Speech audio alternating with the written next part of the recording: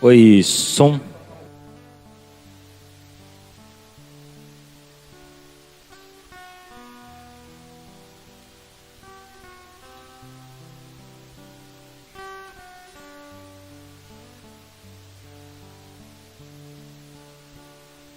Oi, não tive tempo não.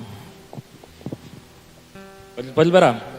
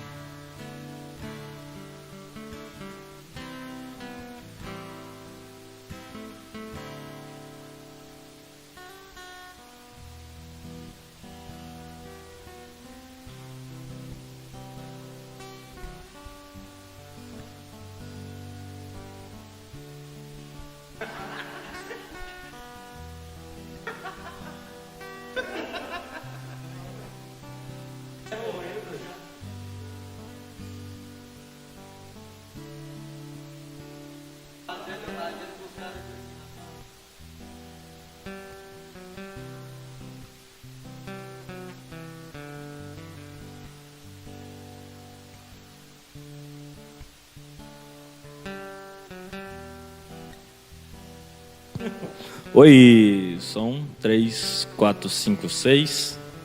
E vamos nós? Nossa, quer pegar aí, Zé, teu tablet logo?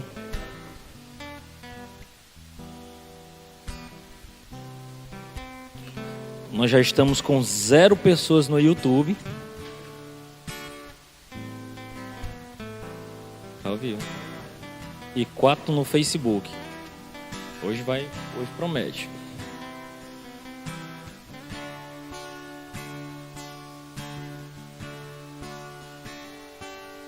Já tá, tem 7 mil.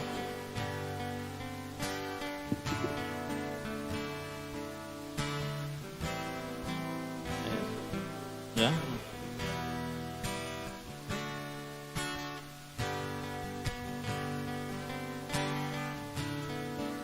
Posso nem comemorar. Aí, 5. O Eduardo brigou comigo aí.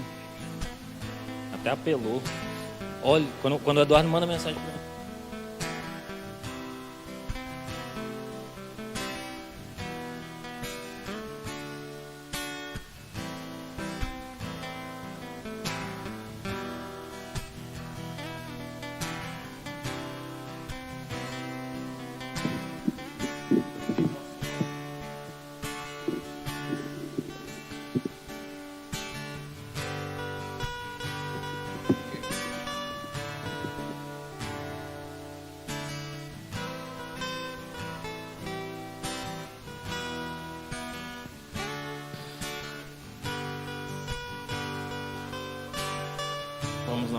Vamos nós.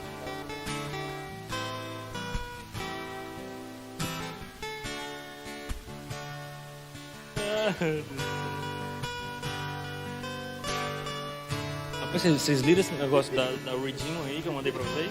Você não leu? Bom dia, meu amor. A paz do Senhor, minha esposa aí em primeira mão. Olha aí, mais uma audiência. Mais uma audiência. Muito bem, estamos de volta, mais um domingo, 23ª Roda dos Esclarecedores. Estamos aqui para falar com você nesse domingo de manhã sobre como vencer as oposições à obra de Deus. Tema polêmico, tema pertinente, né? Sempre há uma oposição. Eu acho que a gente vai tratar muito bem sobre isso. Nós vamos nos basear, obviamente, na oposição que Neemias enfrentou ali. Não só Neemias, mas Zorobabel também teve muita oposição para fazer aquilo que eles acreditavam ser vontade de Deus. Então nós estamos nesse domingo, nós estamos estudando o povo de Deus em tempo de crise, um comentário bíblico do pastor Eurico Bester, publicado pela CPAD. Nós estamos aí já na 9ª lição, estamos caminhando para o final das lições bíblicas deste trimestre, terceiro trimestre. É uma alternativa que nós temos aqui para a escola bíblica, levando conteúdo de qualidade para você. Tá? Então, eu sou Adonias Carvalho e as oposições nos ajudam a colocar a nossa visão no trilho. Sabe por que eu digo isso? Porque muitas vezes, quando a gente sofre algum nível de oposição, a gente pondera. E toda ponderação, toda vez que a gente faz uma autocrítica, uma autoanálise, é produtivo. Por quê? Nem sempre nós estamos com a razão. Então, eu sou Adonias Carvalho, seu companheiro de todos os domingos aqui na Roda dos Esclarecedores. Certo. Foi boa, Zé. Eu rio aí, mas foi boa. Eu sou o Jardim Rodrigues e bendito é a nação cujo Deus é o Senhor. Aí, rapaz, calma. O Zé não pensou na frase dele. Só Deus aqui. Mas eu quero dizer que meu nome é José Carvalho e toda oposição de Deus é motivo para ele rir. E eu explico no decorrer da minha conversa. Essa daí saiu a queima-roupa. Bom dia. Meu nome é Josi Maciel. E nem só de pão vive o homem, mas de toda palavra que sai da boca de Deus. Olha aí, eu tô achando que hoje as frases assim foram um tanto improvisadas, né? Mas graças a Deus não foi bem pensado. A minha também não. Eu estudei o Salmo 2 já há 2 semanas e ele no tópico 2 do Salmo fala que Deus ri daqueles que se opõem a ele. Rapaz, quando eu lia também, eu tinha um hábito de ler assim, era bom. Pensei que era o Bibo falando aqui. Aí, pronto. Muito bem, meus irmãos, e nós vamos então começar. Nós temos esse momento de descontração. Entenda, irmãos, nós fazemos teologia é o nosso esporte. Eu sei que alguns irmãos às vezes até acham que é desnecessário isso, mas a gente bate esse papo aqui porque a nossa ideia é fazer uma roda alegre, uma roda bem amistosa, que a gente possa discutir teologia com bom humor também. E pegando uma frase de Rodrigo Bibo de Aquino, teologia é o nosso esporte, e nós estamos aí produzindo esse conteúdo aí para abençoar a sua vida. Quem sabe um dia no rádio, né? Quem sabe? Patrocina nós, quem está nos assistindo aí, né? Manda a gente para a rádio. E de repente a gente faz esse bom papo, desmistificando inclusive teologia. O pessoal pensa que é uma coisa de gente bitolada, de gente que não tem humor. E nós estamos exatamente para descontrair e fazer isso com muito bom humor. Não é fácil para a gente, eu quero dizer para você que nos escuta. Por isso compartilhe esse link com o máximo de pessoas possíveis. Porque sair domingo de manhã de casa significa deixar pessoas em casa, né? O irmão Zé ontem estava dizendo, vontade de ficar em casa. E a gente tem essas vezes essa vontade, mas a gente tem um compromisso em servir você que está nos assistindo. E como é que você retribui esse carinho? Compartilhando com o máximo de pessoas possíveis, colocando pessoas para assistir este momento aqui. Na roda passada a gente precisa fazer aqui um esclarecimento, já que a gente está na roda dos esclarecedores. O nosso celular descarregou no meio, então a gente estava aqui empolgado para encerrar e de repente a nossa forma de transmissão caiu e não teve como a gente retornar. Mas estamos hoje preparados, hoje não vai cair não. Então segura aí a peteca que a gente vai até o fim, tá bom? Então você que é nossa audiência, comenta, compartilha, diz o que você está achando, critica a gente também. A gente é humano, a gente é passivo de erro, nós não sabemos de tudo, então comente aí à vontade, compartilhe com as pessoas que você gosta. E com as que você não gosta também, compartilhe, que é bom que todo mundo esteja assistindo. Então eu quero começar aqui fazendo a primeira pergunta aqui para a nossa roda de esclarecedores, dizendo o seguinte, né, para dar uma contextualizada, nós estamos trabalhando aí Neemias, do capítulo 4, do 8 ao 20, que fala exatamente sobre a oposição que Neemias sofreu ali diante da construção do muro. O templo já estava de pé, um templo menor do que o do Salomão, foi o que deu para fazer, Zorobabel conseguiu fazer, o recurso estava pouco, fez um templo ali que já era o suficiente para a adoração do povo de Deus. Só que passou-se o tempo, passa aí algo em torno de 70 anos, e a cidade está ainda à mercê dos mercenários, sofrendo ataques, estava abandonado. E Neemias, sensibilizado por Deus, né, ele vai agora e levanta o povo no sentido de construir esses muros. E é durante essa construção que ele sofre uma forte oposição dos samaritanos, daquele povo que estava ali com críticas, calúnias e tudo mais. Então eu começo fazendo a primeira pergunta dizendo o seguinte: no projeto de construção dos muros de Jerusalém, Neemias enfrentou oposição física e inimigos visíveis. Por que eu estou dizendo isso? Porque foi oposição física de combate mesmo. Teve momentos que eles puxavam a espada um para o outro. E esta oposição também era visível, ou seja, ele sabia muito bem quem e onde estava o seu inimigo. Aí eu faço um paralelo com a vida cristã. Na luta que enfrentamos como cristão, não vemos nosso inimigo e não usamos as armas físicas. Nossas armas são espirituais. E aí eu peço para que os nossos esclarecedores estabeleçam um paralelo entre a luta que Neemias enfrentou e a luta que nós enfrentamos e que ferramentas eles utilizaram, né, neste processo todo. Eu acho que a gente consegue construir um papo a partir daí, tá bom? Vamos lá, né? É muito interessante quando nós falamos, nós trazemos à luz o significado da palavra vencedor. Muito se fala em lutas, em guerras, né? E todo mundo sonha em ser vencedor. Todos nós queremos vencer as batalhas da nossa vida, mas vencedor, desmembrando essa palavra, nós temos aí vencer a dor. Então, as lutas que eles enfrentaram foram lutas físicas, como o Adonias falou, mas foram lutas espirituais, né? E quando nós olhamos para essas lutas espirituais, Efésios 6:10 diz assim: tomai cada um a armadura de Deus para que possais resistir no dia mau. Tendo feito tudo, temos que fazer a nossa parte. É muito importante nós fazermos uma vírgulazinha aqui, porque se Neemias, se o povo de Deus ali tivesse ido buscar apenas armas físicas, com certeza teria tido ali uma grande guerra e uma grande derrota. Mas eles entenderam que aquela guerra era uma guerra principalmente espiritual. E aí, quando Paulo escreve aos Efésios, ele diz: tomai cada um a armadura de Deus, porque nós vamos passar pelo dia mau, né? Mas Paulo faz uma vírgula dizendo assim, que cada um faça a sua parte. Nós precisamos fazer a nossa parte, né? Quando nós olhamos ali aquela batalha, nós vemos que, em primeiro lugar, resistir o dia mau é muito importante. O dia mau, ele vem para o rico, para o pobre, para Neemias veio nos nossos dias. Não há como fugir do dia mau. Mas nós temos que resistir ao dia mau. Como? Brigando só com... Nós precisamos ter armas físicas? Precisamos ter armas físicas. E as armas que eu estou falando, não estou aqui falando que você tem que comprar um revólver, uma faca. Não.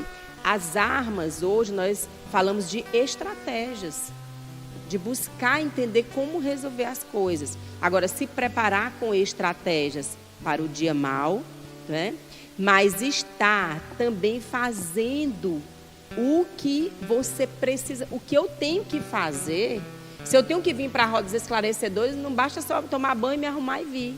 Eu tenho que estudar. Em primeiro lugar, temos que orar, porque quem dá a palavra, quem orienta a palavra é o Espírito Santo. Então, naquela época não foi diferente. Neemias, ele era um homem de oração. O tempo todo é ressaltado que Neemias, ele era um homem de oração. E ele entendeu isso, não é? Então, em primeiro lugar, se preparou para o dia mau, fez o que precisava fazer. E outra coisa que é muito importante é persistir. As pessoas, elas são muito propensas a desistir das coisas. E principalmente quando se fala em batalhas espirituais, nós precisamos persistir. Porque Paulo, o próprio Senhor Jesus Cristo, diz que nós temos que ser fiéis até o fim. Procurar sermos persistentes até o final. Então é muito importante, irmãos, em primeiro lugar, nós entendermos a importância do nosso devocional com o Senhor. De nós termos um tempo para orar. Em primeiro lugar, vigiar, orar, ter um tempo para estar aqui. O jejum, ele faça parte do nosso cotidiano, para que nós estejamos assim revestidos de toda a armadura de Deus. A armadura, ela é dada por Deus. E quando nós estamos revestidos, Na luta com o mundo invisível, a arma mais poderosa que nós temos é a fé. E a fé, irmãos, ela brota quando nós temos relacionamento com o Senhor. Sem relacionamento com Deus, é impossível ter fé. Porque você não vai colocar em prática o que a palavra diz. E o que é a fé? É um firme fundamento das coisas que se esperam, mas que não se veem. Eu esperar aquilo que eu não vejo é muito difícil. Porque o normal eu tenho um exército e naquela época não era diferente. Eles tinham poucos homens. Eles não tinham armas bélicas. Eles não estavam preparados ali para uma peleja. Mas eles acreditaram na providência do Senhor. Eles acreditaram no cuidado do Senhor. Então, as armas, 2 Coríntios 10, 4, as armas da nossa milícia, elas não são carnais, mas poderosas em Deus. Eu amo esse versículo. Era uma milícia, nós vivemos em uma milícia. E as nossas armas, elas são poderosas em Deus. Outra coisa que eu quero ressaltar, nós não devemos nos comparar a ninguém. Eles não podiam se comparar a ninguém, porque eles eram fracos. Olha como foi que eles se referiam a eles. O que vocês pensam que são fracos judeus? Que a gente vai falar na próxima questão. Então, em nós mesmos, você que está em casa, não se compare a ninguém. Busque relacionamento com o Senhor. O dia mau vai vir na sua vida. Mas se você tiver com a armadura poderosa do Senhor na sua vida, se você tiver revestido do Espírito Santo de Deus, você vai ver que o Senhor, Ele vai te capacitar para vencer. Faça a sua parte, não negligencie. Tá tudo difícil, eu vou me deitar. Vai tudo dar errado mesmo, eu vou me deitar. Meu irmão, Deus não vai descer do céu para trabalhar, para fazer aquilo que você tem que fazer no seu lugar, não. Seja perseverante no Senhor e o Senhor vai lhe dar a vitória. Eu quero complementar só o que a Josilene falou. Eu acho muito interessante quando você pega esse trecho de Efésios, né? E ontem eu dando uma lida rápida, e eu acho que foi no comentário da lição, no subsídio teológico, quando vai tratar de armadura, né? Quando Paulo faz essa comparação, ele traz muito dos romanos, né? Ele faz a comparação do exército romano e ele vai dizer assim, olha, revesti-vos, tomai toda a armadura de Deus. E aí o comentarista, ele traz um texto em que ele cita as partes de uma armadura, né? Como um exército, porque naquela época, nós sabemos, os irmãos de bem sabe que naquela época Judá ou a região ali dos hebreus, ou até os judeus já propriamente ditos, eram governados pelos romanos, não é? Então, quando ele traz os romanos, o berço da engenharia, né? Homens que conquistaram boa parte da Europa, quando ele olha para trás essa citação da armadura, ele diz, olha, eu vou fazer uma comparação dessa armadura. E aí é interessante que eu olho para Neemias e eu vejo ele como um homem audacioso. O que eu quero dizer sobre isso? É que existia um cenário de muitos anos em se tentar levantar os muros, né? E aí ele tinha duas situações. Primeiro, que era a questão espiritual.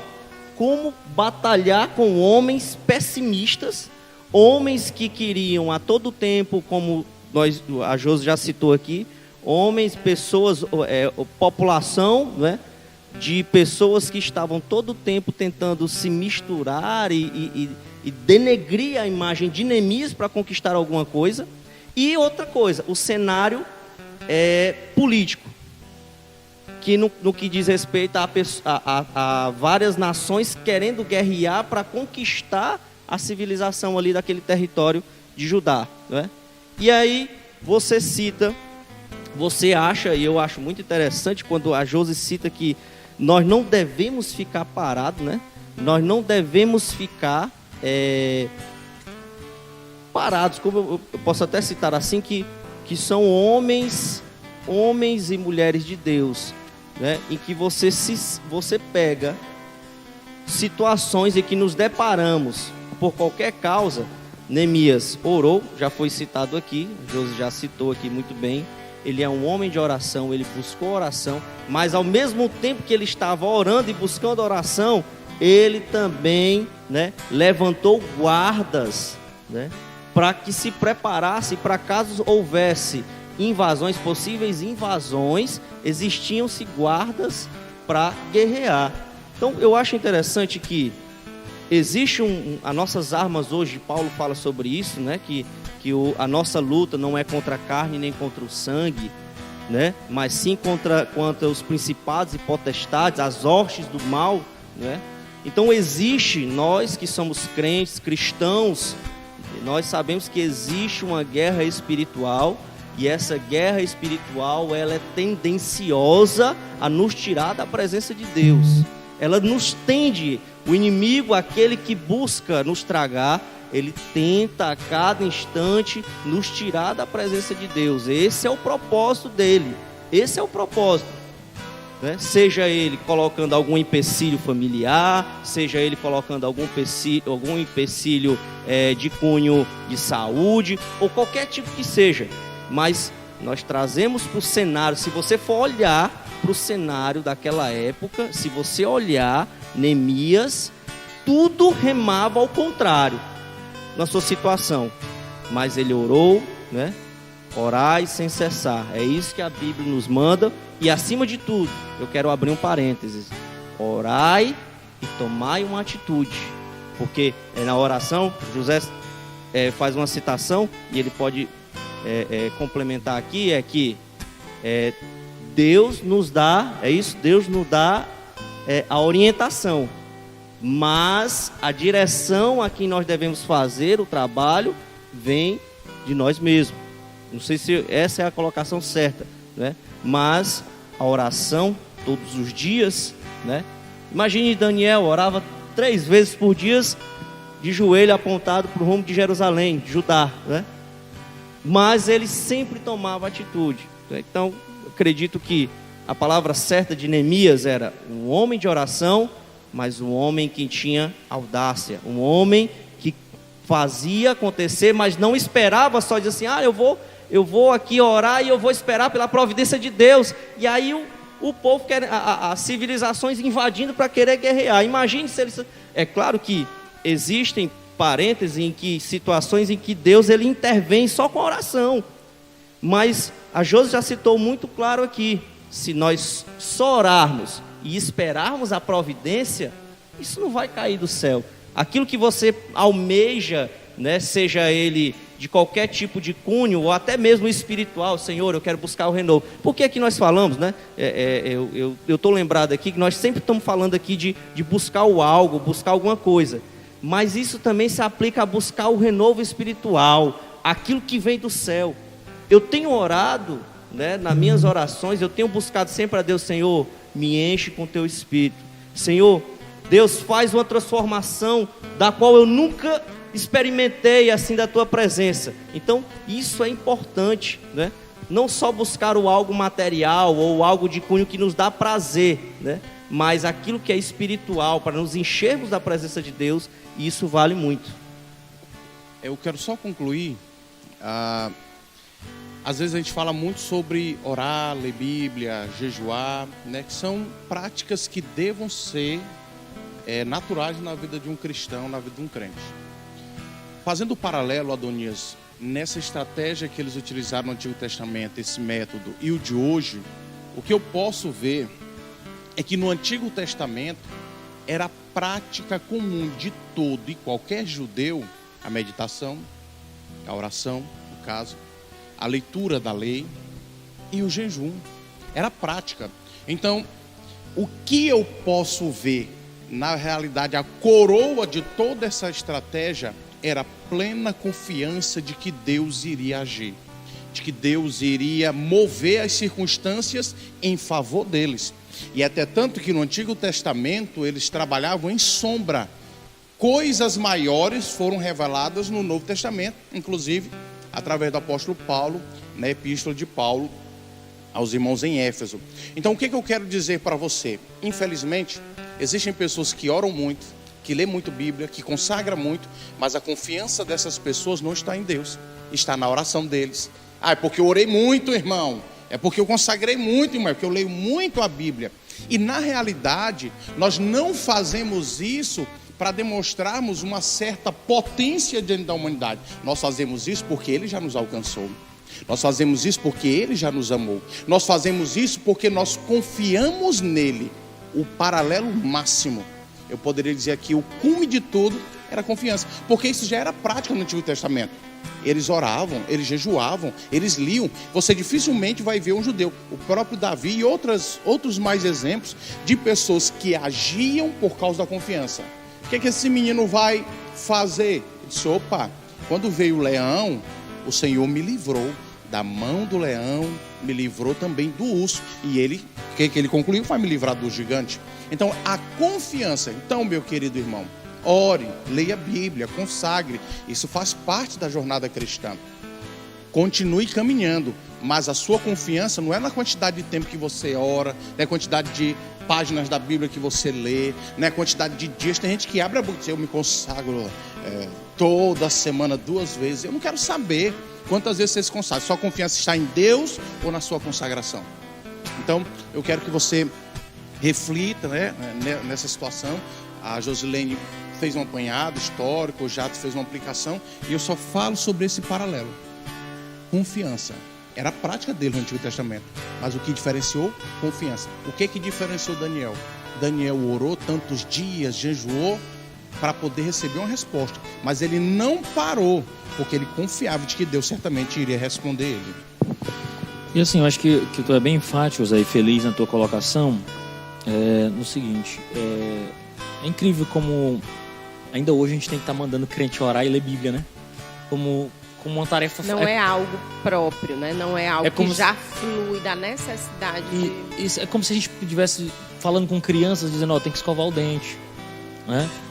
Chega um momento na nossa vida, que a gente fica na vida de adulto, que, tipo assim, é uma prática extremamente comum. Ou seja, eu acordo, vou escovar os dentes, né? Uma coisa natural, importante, que você já entende. Quando a criança é pequena, você está todo tempo insistindo com ela. Epa, você já escovou? Epa, você já fez isso? Você faz aquele checklist para verificar se as coisas estão acontecendo. E é incrível que a gente precisa estar dizendo isso para a igreja o tempo todo.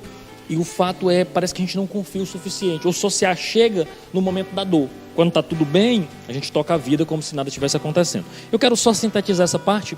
Eu estava tentando procurar aqui, eu sabia da frase, tentando procurar o autor. Mas sabe como está na internet, a gente tem que acreditar? Moça, apareceu uns 3 ou 4 autores para a mesma frase. Mas eu vou citar que apareceu mais, que é a do Francis Spellman, que vai dizer o seguinte: ore como se tudo dependesse de Deus e trabalhe como se tudo dependesse de você. Ou seja, oração, né? Orar e também agir nesse sentido. Eu acho que vocês todos foram muito felizes na colocação. Ou seja, que fique claro, há um paralelo na luta de Neemias. Ele lutava com um inimigo visível, muito específico, que estava tentando atrapalhar o progresso da obra de Deus, né? Hoje, quem nos persegue, a gente tem uma outra percepção. Eu acho que o apóstolo Paulo é feliz quando ele traz essa nova percepção. Que mesmo que a gente tenha um inimigo visível, uma pessoa que está te perseguindo, digamos um vizinho, sei lá, da igreja, ou alguém que está atacando necessariamente o trabalho, ainda assim a gente olha e não olha. Não é ele. Não é contra sangue e carne, né? É um agente do mal que está por trás. Então a gente tem essa percepção. Para Neemias, o inimigo dele era muito claro. Tobias e Sambalate, que estavam lá se levantando, e causando um motim, caluniando e fazendo tudo.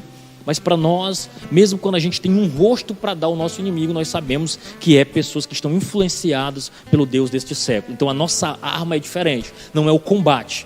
A nossa arma é de joelhos, né? É clamando a Deus, é o fazer o algo além do que a gente já faz propriamente, diariamente, como todo cristão tem que proceder. Indo para a segunda pergunta, sem delongas, eu inicio dizendo o seguinte: os inimigos do povo judeu se utilizaram de várias estratégias, né? Para minar as forças do povo. Uma coisa importante é que, muitas vezes, as estratégias que os inimigos usam exatamente o desânimo. Todos vocês aqui já trabalham com liderança. E não é raro, e eu vou citar um caso que aconteceu comigo, não é específico, um caso específico, mas quando você está trabalhando com o máximo de empolgação e vem alguém que joga um balde de água fria, né? Aí você pega e faz uma avaliação imediata, diz, cara, por que eu estou fazendo isso? Estou perdendo meu tempo. E eu falo, por exemplo, como uma roda de esclarecedores como essa, que às vezes a gente se esforça, vem e tal, se você chamar outra pessoa, dificilmente vai querer vir, e aí de repente alguém joga um balde e você diz, eu podia estar em casa. Tem outras formas de fazer o reino de Deus. Não é a primeira coisa que acontece? E assim, às vezes a gente tem que ter essa percepção que o inimigo se utiliza de várias estratégias. E no caso aqui de Neemias, eles buscavam incansavelmente desencorajar o povo. Como? Desprezando, escarnecendo, mostrando que a tarefa é imensa. Vocês já ouviram isso? Sabe, mas tu é doido, tu vai lidar com isso tudo. Pois isso é grande demais, tu vai bater cabeça com um jovem. Rapaz, isso dá trabalho demais. Negócio de mídia dá trabalho demais. Bora parar por aqui. Então assim, os inimigos começaram a mostrar que é grande demais. Olha o tamanho desse muro. Vocês vão passar o resto da vida fazendo isso aí.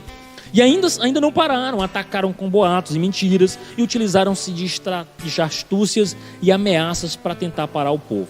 Aí a minha pergunta é, poderíamos afirmar que o nosso inimigo usa estratégias semelhantes como essa na igreja? E aí assim, às vezes eu uso o termo igreja, parece genérico. Estão atacando a igreja. Mas nós sabemos que a igreja é feita de indivíduos, ou melhor, de pessoas, né? A ideia do indivíduo talvez não caiba muito bem no cenário cristão. Pessoa, persona, um personagem que faz parte da grande história, do grande drama das escrituras, são atacados individualmente, porque são pessoas que fazem o trabalho avançar. E aí, o que vocês me dizem? É essa a estratégia do inimigo das nossas almas? Com certeza, né? Quando nós olhamos os embates, pela manhã eu conversava com o Kennedy sobre o tema que nós estamos trabalhando, e algo que, graças a Deus, eu louvo a Deus, porque eu sei que uma coisa que o Adonias falou, essa questão da gente ficar o tempo todo falando, você tem que orar, você tem que jejuar, você tem que ler a Bíblia, mas quando na prática você desenvolve esse relacionamento com Deus, você começa a realmente entregar o cabo da nau na mão do Senhor, Senhor, eu te entrego, e você começa a confiar, todos esses embates que foram citados aqui pelo pastor Baxter. Deixa eu só apontar uma coisa. Fazia tempo que eu não ouvia essa expressão, solta o cabo da nau, né? A ideia aí é um barco, né? Uma embarcação que está presa num negócio pelo um cabo, né? Aí agora você está cortando o cabo e vai navegar com fé em Jesus, como diz o hino. O nosso hino, porque eu acho que nem todo mundo sabia o que era nau. Eu tive que lembrar do hino aqui. A gente já está tão acostumado com essa linguagem, né? E conhecendo o hino, que a gente às vezes esquece que pode ser que alguém não conheça.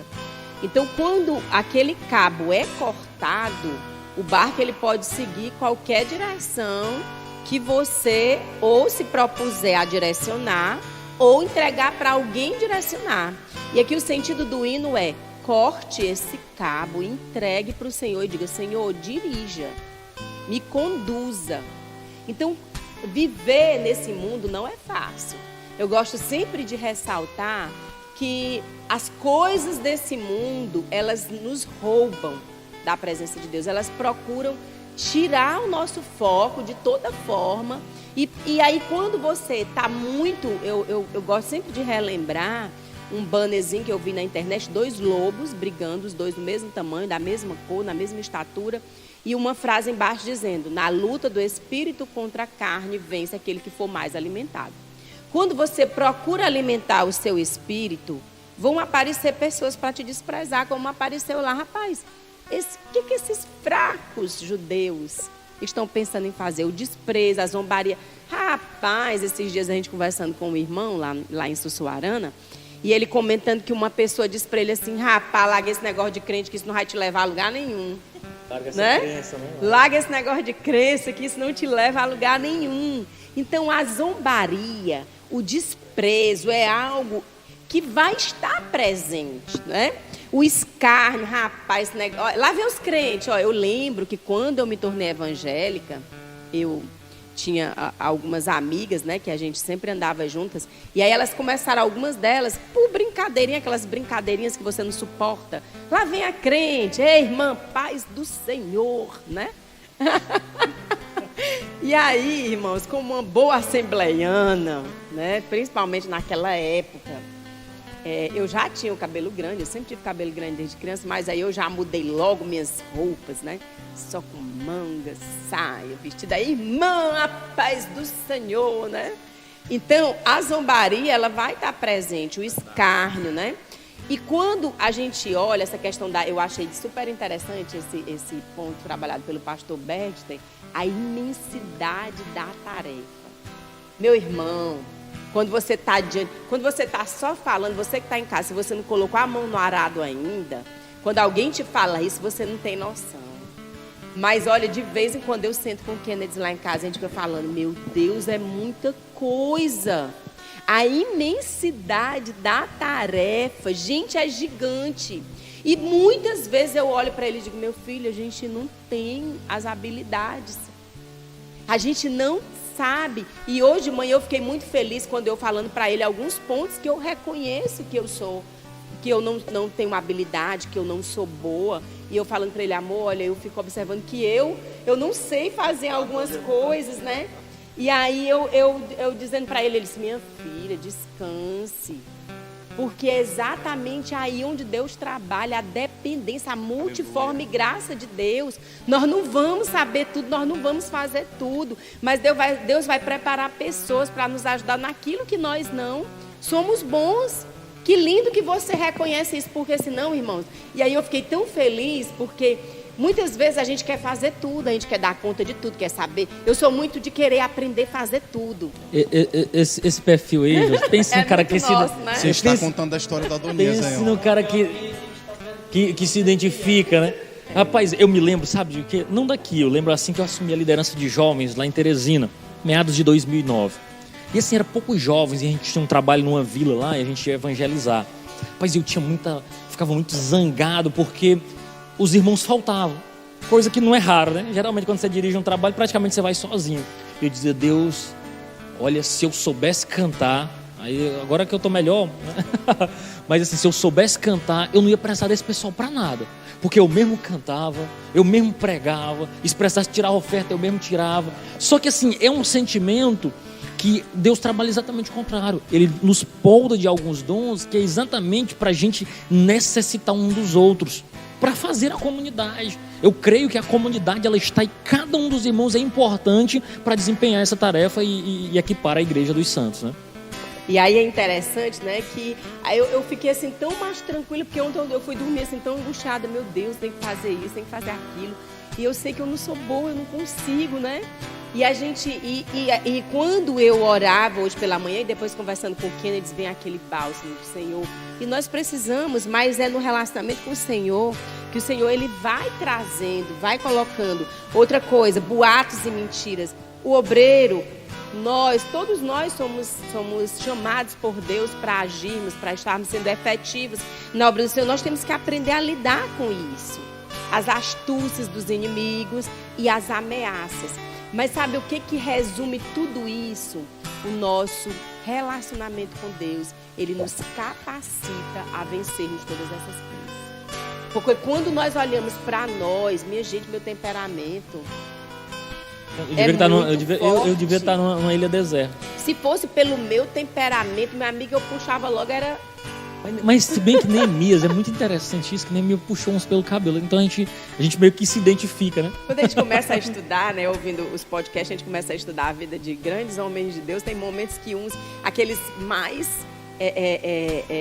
ousados, né, eles também eram bem firmes, né, em alguns momentos tem uns que dão uns gritos em algumas pessoas, né, então é o lado humano para a gente ver que todos nós somos falhos, mas se nós estivermos revestidos pelo Espírito Santo, se nós estivermos buscando essa capacitação, irmãos, porque as batalhas do passado, que é a nossa pergunta, elas continuam da mesma forma no presente, ou se brincar, muito mais fortes, porque hoje você tem a rede social e você tem que ter muito cuidado com a rede social, você tem que ter muito cuidado porque é algo que muitas vezes você é confrontado, e uma coisa que eu tenho aprendido é, fale pouco, não revide, não vá tentar se explicar. Lembro de uma frase, uma época na minha vida, que aconteceu um episódio, e eu tinha vontade de explicar para todo mundo, e eu me lembro que o pastor Nil, ele falou uma frase que me marcou muito, ele disse, irmã,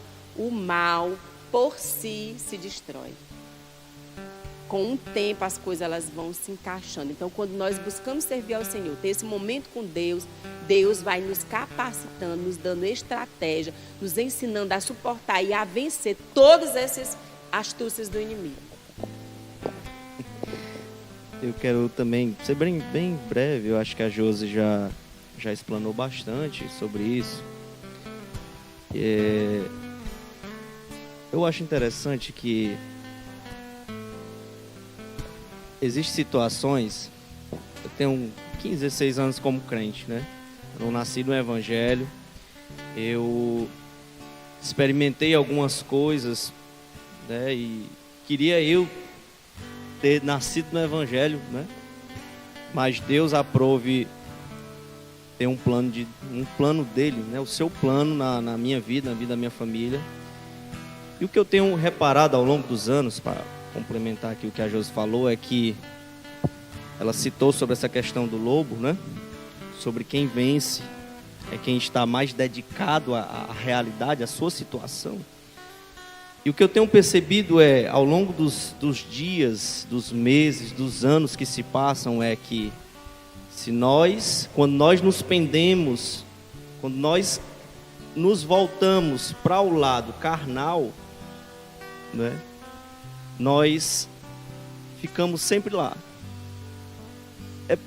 Parece assim uma coisa, parece uma brincadeira, né? Quando você se coloca na balança e você joga o carnal e o espiritual, que você começa a pender para o lado carnal, você parece que esquece totalmente que um dia você foi crente, né? Quando eu quero dizer o lado carnal, é se desviar, sair da presença de Deus, fazer coisas ou algo que te tire da presença do Senhor, né? E eu quero dizer para você, meu irmão, que você que está nos assistindo agora, eu quero fazer uma declaração aqui. Eu acho que isso serve para nós. Você acha que muitas coisas do que é do carnal não atormenta a gente todos os dias? Quero dizer para você, meu irmão, que todos os dias algo me atormenta por aquilo que eu já vivi no passado. E aí a única coisa que eu consigo fazer para vencer isso é debaixo de oração. Eu oro, choro, peço misericórdia a Deus, peço que Deus direcione e tire aquilo da minha vida, porque é algo que todos os dias nós lutamos para vencer. E só a presença de Deus, só o Espírito Santo de Deus na nossa vida, nos direcionando, nós conseguimos vencer. Eu quero dizer, não é só na carnalidade, seja ele de prostituição ou algum tipo de vício, mas é aquele próprio ego que a Josi já falou, né? A Josi já citou o tipo de temperamento, né? O Adoninha já citou sobre o temperamento aqui também. Então, todos os dias é uma batalha. Então, quero dizer para você que está nos assistindo agora, se você passa por isso, descanse em Deus, ore, busque a presença do Senhor e se congregue. Porque se você se congregar, orar e ter uma atitude, Deus vai resolver o seu problema de cunho espiritual. O Adonias, no início da pergunta, ele falou sobre todos as ferramentas que o inimigo utilizou, né, que o inimigo procurou atingir a fé do povo naquela época. A Josilene discorreu bem sobre eles. O Adonias colocou um que não está aqui, que foi o desânimo. É uma arma que o inimigo usa contra nós, isso é verdade, é uma das mais fortes. E eu colocaria uma que talvez seja parceira do desânimo, que muitos olham e não enxergam que pode ser, em algumas situações, uma arma do inimigo contra a jornada do cristão, que é o entretenimento. Então a gente precisa ter muito cuidado, porque existem até pessoas que, ao ir à igreja, estão indo como entretenimento e não como alguém que vai viver em comunidade. Alguém que vai entoar junto os hinos congregacionais, que vai ouvir a palavra, que vai conversar com seu irmão, ou que vai, eu não tenho nenhum lugar para ir, hoje à noite eu vou para a igreja. Naquela ideia de eu vou assistir um culto como se eu fosse assistir um filme, né? Pronto. Então esse entretenimento, E não só na igreja, mas fora, quando algumas pessoas priorizam algumas atividades em detrimento ao viver em comunhão ou a servir a Deus, e aí você tem que ter um discernimento para saber aquilo que eu vou fazer, eu terei condições de servir a Deus ou eu estarei servindo somente às minhas paixões, aos meus desejos, à minha suposta felicidade. Então a gente precisa ter muito cuidado nessa questão do entretenimento, nesse discernimento, porque é o que o apóstolo Paulo diz: todas as coisas me convêm, mas nem todas as coisas me são lícitas, né? Ele está dizendo, eu posso fazer tudo, mas nem tudo vai me auxiliar. Todas as coisas me convêm, né? Mas não vou me deixar dominar por nenhuma delas. Então, quando alguma coisa lhe domina, lhe impede do exercício da comunhão com o irmão, do congregar, do estarem com sua família, seus filhos, do visitar alguém, quando algo lhe impede do exercício cristão, pode ter certeza que isso não é benéfico. E aí eu posso botar várias coisas. Reuniões com supostos amigos, às vezes até alguns jogos, alguns programas de TV, está muito em moda as séries. Então nós precisamos ter muito cuidado. E eu encerro fazendo um gancho com o que a Josi falou, porque fala da minha primeira fala, quando ela diz, olha, eu sou boa em algumas coisas, mas tem outras que eu não fico.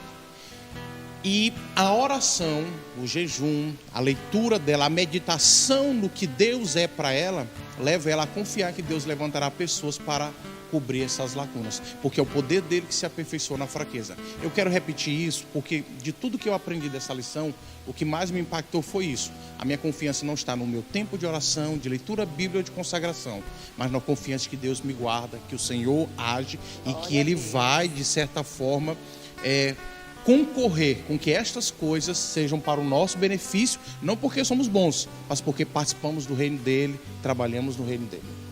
Glória a Deus. Louvado seja o nome do Senhor. Antes de entrar na terceira questão, já partimos para o fim, eu gostaria de fazer alguma menção aqui aos irmãos que estão conosco nas redes sociais. Um grande abraço para irmã Ronária. Alguém conhece? Minha esposa vai pregar hoje à noite. Olha aí, eita, glória ao Pai.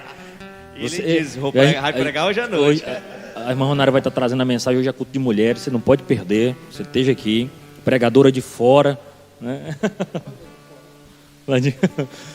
Também falou com a gente aqui a irmã Elda Pinto, né? Um abraço, irmã Elda, a irmã Ana Lúcia, também a paz do Senhor, a irmã Jaqueline, que é uma das nossas super fãs, né? Sempre está aqui conosco, né? A irmã Jaqueline também falou conosco aqui a Elda, né, citando que o Weber tinha perguntado no caso lá da Nau, né? Então pronto, a gente está trazendo esclarecimento. Aqui falou conosco também a Francilúcia, Deus te abençoe, né, perguntando qual que igreja que era. A Josi já deu suas explicações aqui nas redes sociais. Estão no Facebook, no YouTube. A tia Shirley, né, eu brinquei no início aqui, a tia Shirley Mota, que está lá em Imperatriz, ou melhor, deve estar no Tocantins, né? Está no Tocantins, mas é natural de Imperatriz, irmã do nosso pastor.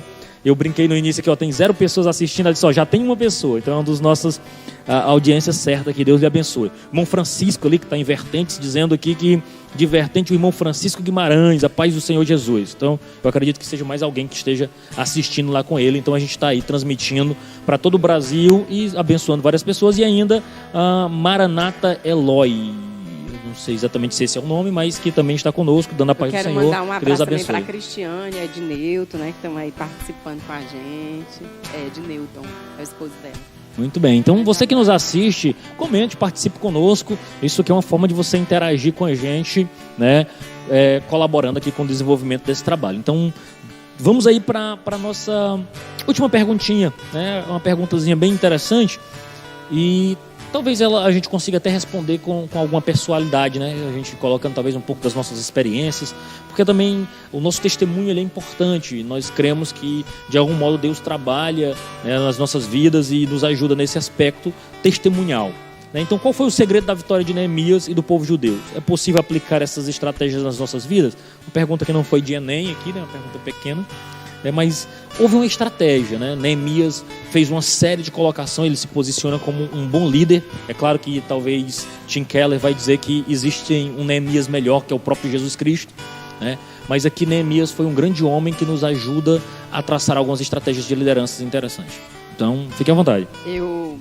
Quando quando eu estudava essa lição, tem um versículo que, assim, que mexe muito comigo. Está lá em Êxodo, capítulo 4, verso 12, diz assim: vai, pois, agora, e eu irei na tua frente, e porei palavras na tua boca, e te direcionarei naquilo que tu vais falar, né? Eu me emociono muito quando eu penso, eu analiso, eu leio a palavra de Deus e eu vejo o cuidado do Senhor, o direcionamento de Deus. Quando Adonias fala para nós falarmos sobre as nossas pretensões, né? Nossas experiências particulares. É muito importante quando você começa a entregar a sua vida na mão do Senhor e você começa a ver que Deus, muitas vezes na minha vida, eu já falei isso em outras oportunidades, muitas vezes eu fiz planos lindíssimos, projetos cheios de estratégias, com data de início, data de término, e eu colocava aquilo como se realmente fosse acontecer, porque eu estava disposta a dar o meu 100%, o meu máximo, para que ele realmente tivesse sucesso, tivesse êxito. E quando a gente começa a ver a vontade do Senhor se sobrepondo à nossa vontade, o nosso planejamento, hoje eu já não ajo mais dessa forma. Quando eu pretendo fazer algo, quando eu sinto desejo de fazer das pequenas coisas pessoais as grandes coisas, eu coloco na mão do Senhor e digo assim, Dudu, calma. Eu coloco na mão do Senhor e digo assim: Senhor, eu estou com vontade de realizar isso. Eu estou com vontade de fazer isso. Mas eu quero que tu me direcione, porque eu sei que, gente, não adianta a gente querer e as forças com Deus. Rapaz, Deus não é gente não. Quantas vezes eu tinha todas as estratégias planejadas, tudo no ponto, tudo para dar certo, e as coisas davam totalmente errado. E aí algo que me marcou muito no comentário do pastor Baxter, quando ele colocou alguns pontinhos lá, o José disse que eu amo os pontinhos, né, José? Ele colocou em primeiro lugar os judeus, uma das coisas que os ajudou a vencer e que tem que estar muito presente na nossa vida é a certeza de que nós estamos seguindo a vontade de Deus. Rapaz, quando nós temos convicção, eu conversava com o Kennedy hoje sobre a questão do campo de Sussuarana. Desde quando eu aceitei Jesus, eu sempre comentava com as pessoas, inclusive hoje, esses dias indo à Imperatriz, eu falando com uma das tias do Kennedy, e eu falando que eu gosto muito da obra missionária. Ela disse: engraçado, eu sempre te vi com perfil missionário. Eu nunca tinha te falado, mas eu sempre te vi. E eu sempre, desde quando eu me tornei evangélica, eu sempre gostei de fazer visita aos missionários no campo. E eu sempre comentava com eles: eu amo a obra missionária. Era contribuinte, mas eu achava que a minha contribuição com a obra missionária era contribuir, visitar e tchau.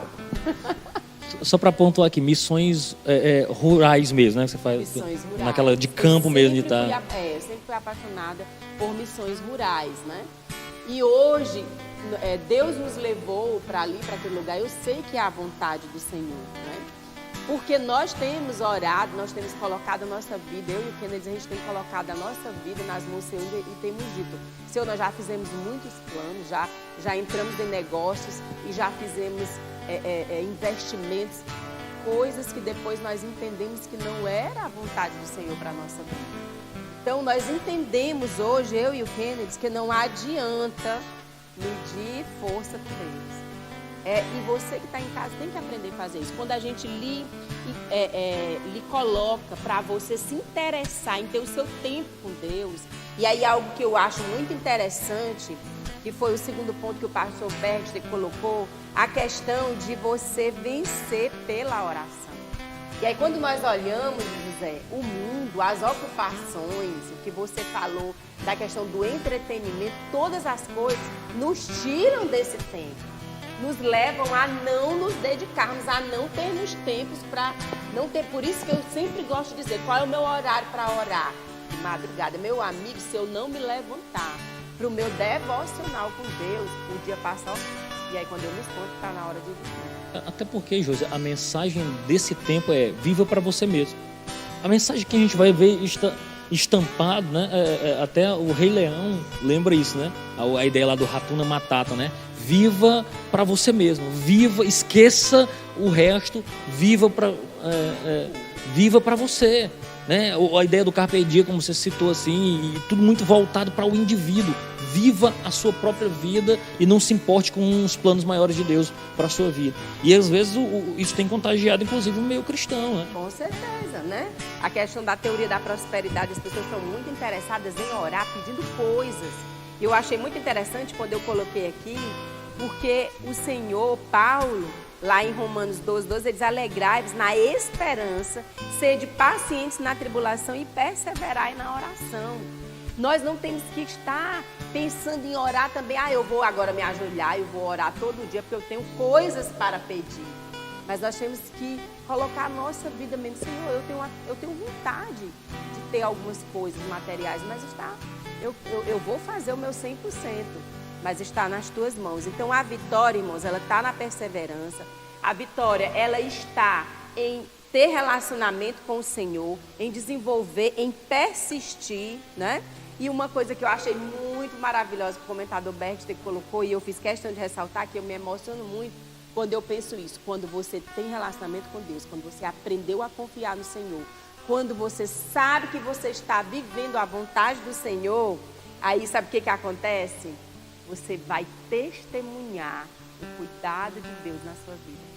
Enquanto você trabalha, eu me emociono quando eu falo isso. Enquanto você trabalha, enquanto você está ocupado com as suas coisas, o Senhor, Ele está trabalhando por você para que tudo venha dar certo na sua vida. Então isso é muito emocionante.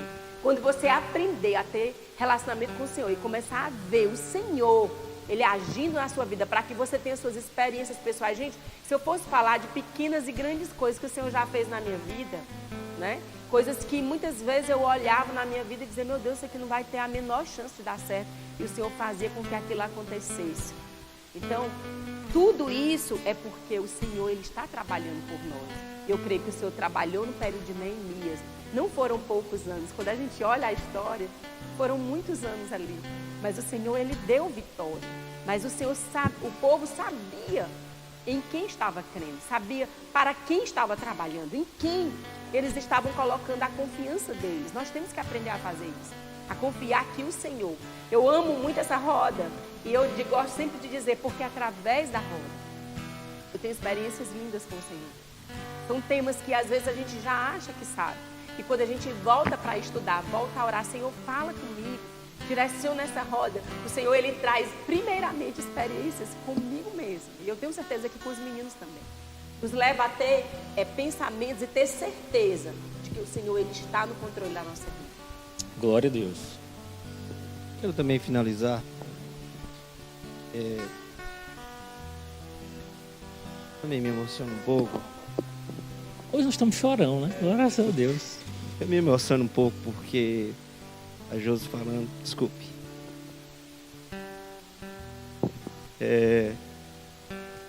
Muitos anos atrás, a Josi falando de algumas situações, e eu quero pegar um gancho aqui. Eu lembro que eu fui acometido de uma enfermidade muitos anos. Só as pessoas que estão próximo de mim sabem que eu passei por isso, né? Eu já contei um testemunho também. Muitos anos, desde criança, eu fui acometido de uma enfermidade. E a enfermidade que eu sofria era, para a luz da medicina, era incurável. Eu teria que viver a minha vida inteira tomando remédio, né? Sofrer de problema de convulsões. E imagine a angústia de uma mãe, e eu lembro da minha mãe, chegando nos médicos, e aí disse: olha, mãe, seu filho não vai poder andar, não pode andar só. Seu filho não pode tomar banho numa piscina sozinho. Seu filho não pode dirigir um carro, uma moto, porque mesmo ele tomando os remédios que controlam e minimizam as convulsões, é muito perigoso ele ainda fazer isso. Eu lembro que a angústia dela era muito grande. E quando Deus me chamou, me tirou daquele lamaçal de pecado, eu lembro que Kennedy, na nossa mocidade, quando a gente começou, tinha um relógio de oração, né? Não sei se a Josi deve lembrar, o Adonias lembra. Geralmente esse relógio de oração se dava muito na época quando ia começar a antecedir a festa da mocidade, né? Mas depois a gente começou a orar nesse relógio de oração e a gente começou por nada, eu, Kennedy, né? Esposa da Josi, e mais um irmão da igreja na época, a gente começou a orar às 5 horas da manhã. E a gente foi prosseguindo nessa oração. Nós fomos tendo uma intimidade tão grande com essa oração. Irmão, eu quero dizer para você que assim como eu falei sexta-feira, sobre dizer assim, mas como é que eu estou cheio do Espírito, não é? Quando Deus ele age ao favor dos seus filhos, são coisas inexplicáveis. Eu quero dizer para você que a medicina ela é importante, mas quando eu olhava para mim, eu tinha tudo para ser uma pessoa depressiva, porque uma criança, um pré-adolescente que não podia fazer nada, não podia andar, não podia correr, não podia tomar um banho de piscina, nem rio. Eu digo, rapaz, eu vou ficar dentro de casa, porque eu não posso fazer nada. E aí eu quero dizer para você que Deus, ele me curou dessa enfermidade, né? Mas é uma coisa tão extraordinária, e quando a Josi fala disso, que Deus ele intervém, ele vem ao favor dos seus filhos, né? E eu lembro lembrando a passagem aqui, acho que de Jeremias, né? Que ele vai citar a isso, né? Que você tem que buscar, você tem que se humilhar aos pés de Deus, você tem que orar, né? E eu digo para você, as lutas são muitas. Eu digo para você que aquilo que é invisível está presente, né, no nosso meio para nos tirar da presença do Senhor. Mas Deus tem um plano na nossa vida. Deus tem um plano na tua vida. Buscai ao Senhor enquanto se pode achar, né? E aqui eu quero finalizar. Eu queria deixar esse testemunho para dizer que Deus curou no passado, né? Deus operou no passado, está operando agora, mas nós temos que buscá-lo, nós temos que nos congregar, e que Deus te abençoe nessa manhã. Eu quero só falar sobre estar na vontade de Deus. Serei bem breve, como nas outras vezes fui, e quero deixar meu agradecimento. Meu irmão está fazendo um comentário aqui no WhatsApp. Ju, você pode comentar aí na live, porque meu irmão ele é bem, parece que é parente do Eduardo. Zangado? Não. Ele é firme nos posicionamentos dele. É. E ele disse assim, José, você tem que comentar aí. Ele disse assim, você tem que comentar. Ele mais velho pode mandar em mim, eu obedeço. Você tem que falar aí que nem tudo é demônio. Demônio se expulsa, caráter tem que ser transformado pelo Espírito Santo. Então algumas coisas são influenciadas por demônio, outros é o caboclo que sem vergonhiça espiritual. É mau caratismo mesmo, é mau caráter e tal. Tudo bem, meu irmão. Juliano Salles, rapaz, nosso abraço para você. Comente aqui. Não briga comigo, porque na outra vez ele mandou uns comentários, não falei, meu amigo, ele... Confusão pra ti. Eu até falei, né? Falou. Pois é. Mas confiança, eu gosto, meninos e Josi, eu gosto do Salmo 17, eu até abri ele aqui, Salmo 19, 7. E eu aprendi 2 salmos, alguns versículos do 19 e o Salmo 1, cantando. Quando ele diz, a lei do Senhor é perfeita e refrigera a alma. O testemunho do Senhor é fiel e dá sabedoria aos simples. Como é que eu sei que eu estou na vontade de Deus? Ou como eu devo entender o que é a vontade de Deus? Como eu chego na vontade de Deus? Bíblia e oração. Porque a Josi falou uma coisa, eu lembrei, gente, desde os primórdios, é uma cultura nossa, povo pentecostal, mesmo assembleano, vai fazer alguma coisa? Ore a Deus. tome direção do Senhor, pergunte se é da vontade de Deus.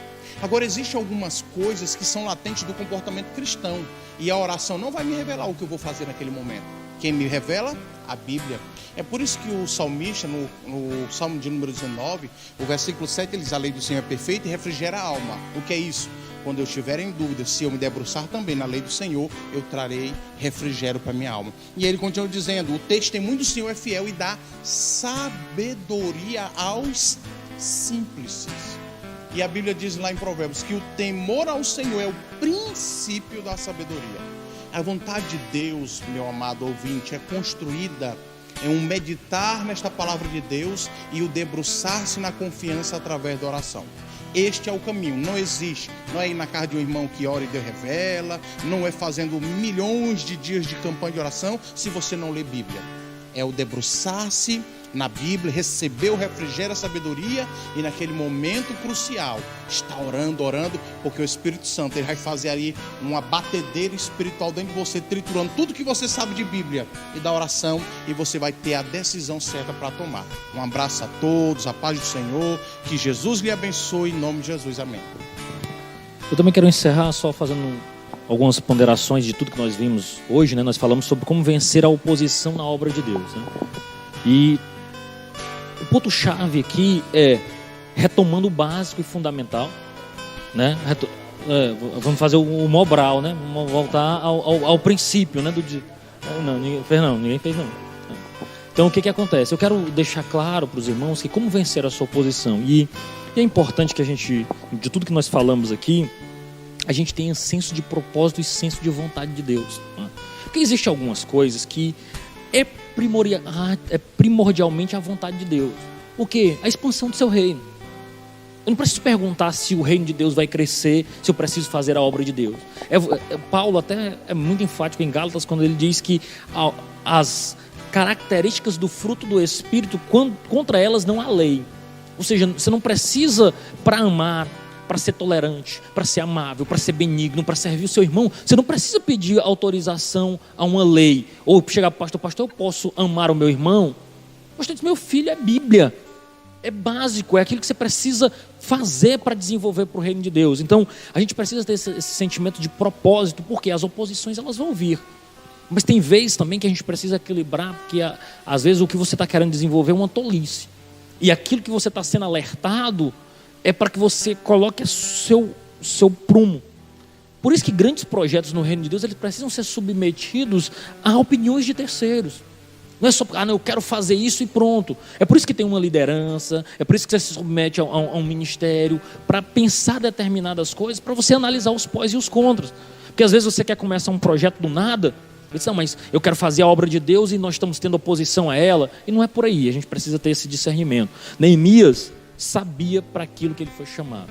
Quando o coração dele, quando ele ouve o relato de Anani, seu irmão, dizendo que o templo, que toda aquela situação, que os muros estão fendidos, que Jerusalém está passando por aquela situação, aquele homem chora, e ele entende naquele momento, através da oração, do discernimento da palavra de Deus, que é vontade de Deus que aquilo se construa. Quando ele vai para a prática, ele percebe uma forte oposição, só que ele sabia que era a vontade de Deus. Então você ter consciência do senso de propósito, de que Deus está ali, pode se levantar a oposição que seja. Você vai trabalhar para que o reino de Deus se expanda.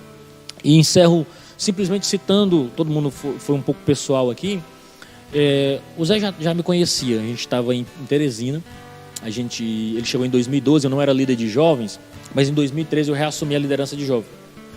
Não, eu tinha